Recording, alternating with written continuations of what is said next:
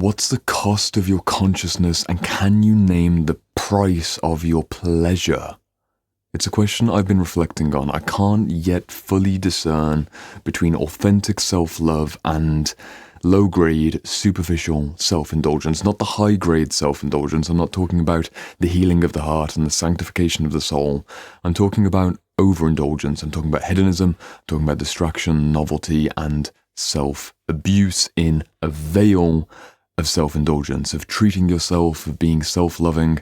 I want to explore that question in today's video because I'm trying to understand where I spend my money, where I spend my time, and where I spend my energy. Because if you're looking at this question of what's the price that we pay for our self-love, those are the three major currencies. We pay in money, we pay in time, and we pay in our energy, or arguably we pay in consciousness itself.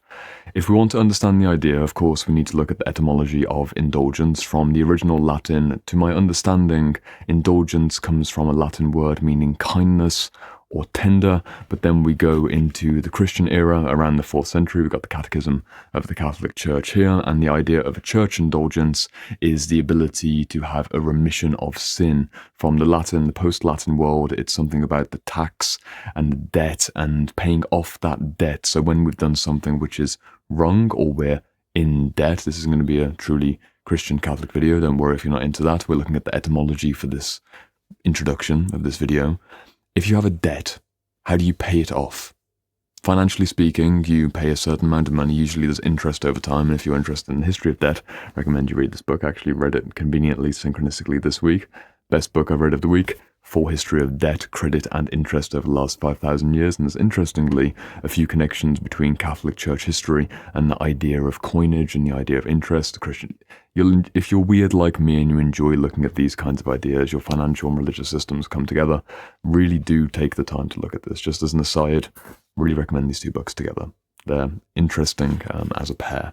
Nonetheless, the idea of debt comes from the idea of having done some kind of wrong. If you look back at the historical idea of debt, you've made a mistake. You didn't manage your energy, you didn't manage your resources, or maybe, something unfortunate happened and it wasn't your fault. But in many cases, we've run up a debt because we've done something where we've taken from someone else, usually due to poor planning on our behalf, or we've been forced into an unfortunate circumstance. It doesn't really matter. We're left in a state of depletion. We're finding ourselves in a place where we're low on resources, and that's the key idea. What do you do when you're low on resources? Try and bring yourself up. You try and indulge. You pay off the debt in the post-Latin sense of you're remitting the debt. Yes, there's Catholic Church history, but you look at the pre-existing meaning of a kindness or a favor. You're giving yourself a kindness or a favor that alleviates the debt. That's a foundational idea. Because if you think of a practical example of, I'm just going to be a little bit self-indulgent and have a nice big tub of ice cream today, or I might as well just spend £200 on this random item of clothing because let's live a little and indulge ourselves. If you look back at the inner experience of why you make that choice, it's because you believe somewhere, to some degree, or you feel in your body that you are at a debt. You're in a loss state. Something's been depleted and you're making an attempt to uplift yourself via a purchase, via a behavior, via an action. And that's where things start to get interesting for this conversation. It's where we start to create this dividing line between authentic self-love, which for me is self-respect as the masculine principle and self-compassion as the feminine principle. To be more precise, it's conditional self-respect based on the things that you do and don't do. That is the divine father love, archetypally speaking, and unconditional compassion, which is the motherly principle, the divine feminine principle. Language constructs, they don't go the full extent, but as a simple overview, you need self-respect and self-compassion wedded together. That makes the thing called self-love, at least according to the way that I like to teach it and the way that I experience it. If you see that as authentic self-love, and we can see the indulgent state or the seeking of indulgences, the seeking of pleasure, as something which is an attempt to pay off an energetic debt, we start to have a criteria for deciding if we're being authentic or inauthentic, if we're being low grade or high grade in our pleasure-seeking behaviors. I want you to pause and reflect on this question. There's two questions that I want you to ask, and this will apply across the board to overeating, overspending, doing things that maybe you shouldn't be doing, or otherwise making choices between, is it the truly self-loving gesture this weekend to take a rest day from the gym, from your work, from responsibilities in the world, or would it be more self-loving to stay on the path, to do something which is exertive? Well, it depends on the debt that you're trying to pay. And there's two questions that you can run by yourself. Does this heal my heart? And does this sanctify my soul? We're looking at the deeper energetic principle. If we're trying to lift ourselves up out of an energetic debt, we are making at least a half step towards an effort of healing our heart. We're down because we've had a stressful work week. We're down because things aren't going too well in our romantic relationship. We feel like we've lost something. And we feel it here. We feel it in the heart, in the chest, at the very least. We feel deflated. We feel defeated. We feel low on love. So we take some kind of supplement, some kind of version of love that we can eat, we can consume via an experience, or we can consume via perception, maybe a film, maybe something we're doing on our phone, whatever it might be. We're trying to consume something that we can digest and take into ourselves as some kind of effort to heal our heart. If you really look at it, really pause and think of the times where you're being indulgent, yes, it might just be, ooh, why not? Bit of pleasure seeking. You're out at a restaurant. Let's have this appetizer and that appetizer. Why not? Let's be self-indulgent. You're seeking a sensory experience. And most sensory experiences, if they're tilted towards the positive, are on the spectrum of love. Consider this. Any emotion, pleasure, happiness, joy, deep fulfillment, it's aiming on that timeline. It's aiming on that timeline, interestingly, the timeline of emotion, the unfolding of deeper and more refined states of positive energy all lead towards the point of love, deep, fulfilling love. That's why we have self-love as a concept. I know I'm bringing up many ideas in this video, trying to wrap as much together as I can to really get your brain thinking about this idea of self-love. You're heading along the spectrum of love when you're pleasure-seeking.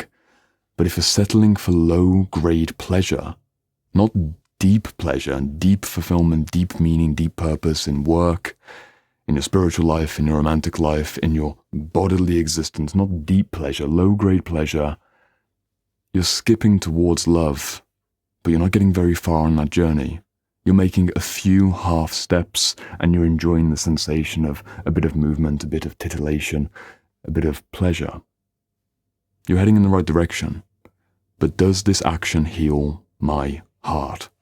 And by an extension, the second question, does this sanctify my soul? I think that's what we're looking for in the idea of self-indulgence. And again, it is worth looking back at the tradition around that word. If we go into Catholic Church history, I'm not the expert. I'm still very much new to this kind of stuff. I'm really going deeper into all the world's religions, quite frankly, but right now I seem to be in a season of learning about the Christian faith and the Christian traditions. My understanding of the idea of indulgence isn't this ridiculous idea that the Catholic Church was promoting, the idea that you could buy something off a priest and then you're saved forever after. There were a few shady instances in the Middle Ages where certain priests were, of course, corrupted and they were taking money and doing things to uneducated and ignorant people. That's obviously not what we're talking about. The original idea, to my understanding of indulgence, is you're praying or you're reading the Bible or you're doing something. And one of the examples that I found in my research is something like fasting. You're paying penance for a sin. In Christian teaching, you're paying penance for a sin. If you look at the idea of debt and the connection between debt and sin, there's an etymological and practical historical connection between paying off your debt, paying off your sins. A sin is to miss the mark. A sin is to not be on the path.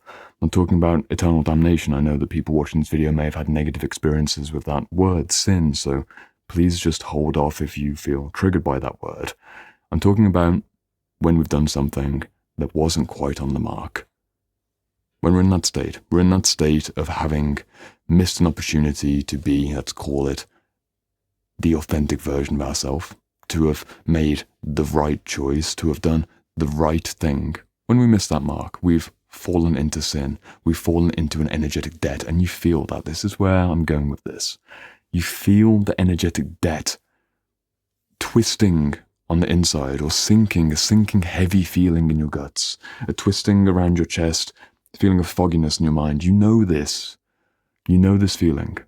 Heaven and hell may be a place that I am not qualified to talk about in terms of an afterlife experience, but from an archetypal, mystical, analogous, metaphorical perspective, we're living in heaven or hell based on our decisions in this moment, on this day, in this minute. Are you making a heavenly choice or a hellish choice? And if you make a heavenly choice, you don't go into energetic debt because you moved yourself on that spectrum of love. You made a heavenly loving choice. If God is love, by many worlds of religions, that's where we're pointing to in a simple sense. God is love, especially within Islam. Allah is love. That's where we're moving. The opposite direction is death, unrelatedness. The opposite of love isn't hatred. It might be indifference. It might be a lack of feeling. It might be a morbidity. It's something hellish, nonetheless. I've got these two spectrums. Hell stretching behind me, love stretching before me. What is my indulgence aiming me towards? Well, my indulgence is hopefully aiming me towards love, but I desire that indulgence because I've stepped back into a hellish, sinful, or at the very least, anti-loving state. Really try and let this land. When you're practically in a moment where you're thinking, I've had a hard week, I'm just going to treat myself, it's because you're a little bit stepped back.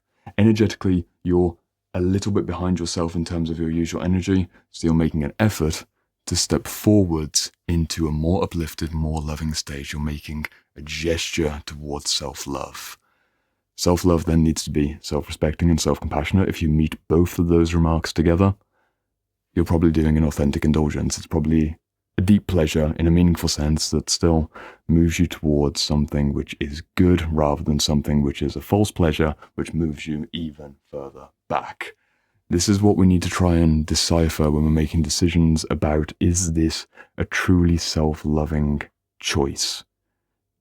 Just let it land. I'm not sure if it is fully being communicated, but that moment when you're choosing, do I go on the phone? Do I eat this thing? Do I call that person? Which way is it going? Do I go on that trip? I don't know. I'll make it practical. Something that I've been dealing with over the last few months is the very fortunate position and arguably the money wound, financial psychology, my own personal inner work around how I relate to my own wealth, not only in the past, my family conditioning, but also my present and my future.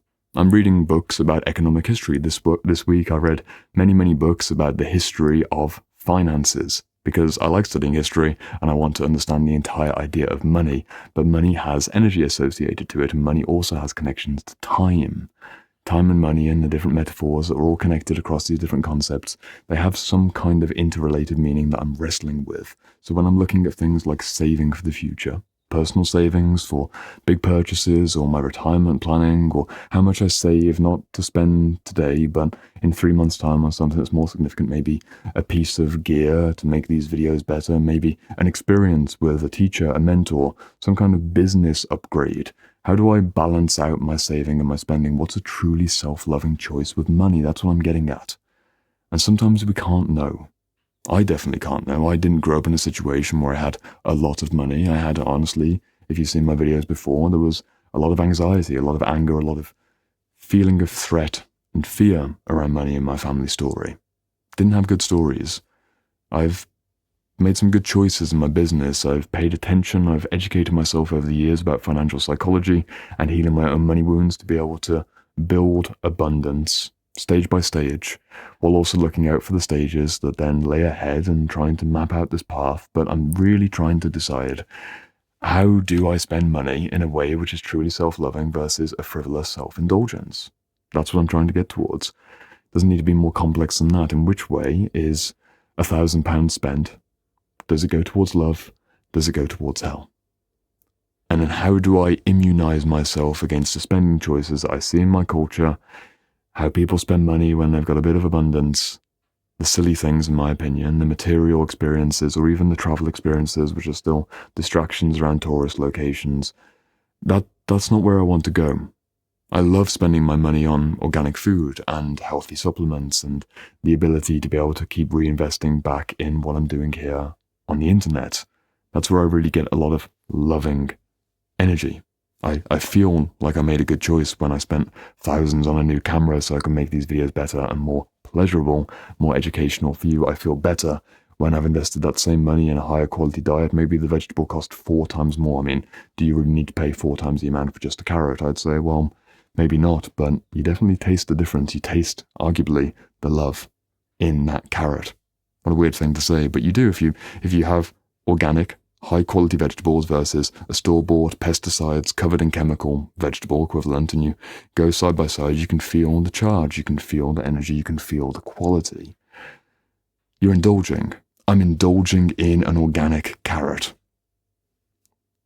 Is that sinful, or is that heavenly? Playing with the ideas here. It depends how many carrots. It depends how obsessive I get about these organic carrots and I'm making compulsive carrot buying decisions. I don't know. I don't think I'm there with food. I don't have issues with food myself, but I'm trying to mitigate against the temptation of my genuine, authentic step towards self-loving money choices. That authentic step towards a kindness to myself, that original Latin meaning, a kindness or a favor. That's where indulgence comes from. Before the Christian teachings, it's a kindness or a favor. Looking for the times when I'm trying to pay a kindness or a favor to myself, and if I'm aware of my shadow, if I'm aware of my unconscious tendencies, I should be able most of the time to know when I was right or when I was wrong, or when I'm actually trying to pull the wool over my own eyes and lie to myself and say that it's okay to indulge in this, it's okay to take this little pleasure when I know it was a poison. Same as scrolling the phone, same as smoking, drinking, doing drugs. I don't do the smoking, drinking, doing drugs. I haven't for over 5 years. I keep repeating these points in the recent videos. You've seen me talk about this, but it could be the first time someone's seeing me, so yes, 5 years sobriety. I choose a deeper indulgence, which is the indulgence of sobriety, the indulgence of a true kindness to myself, a clear mind, a clear heart, a healthy body. That's exciting.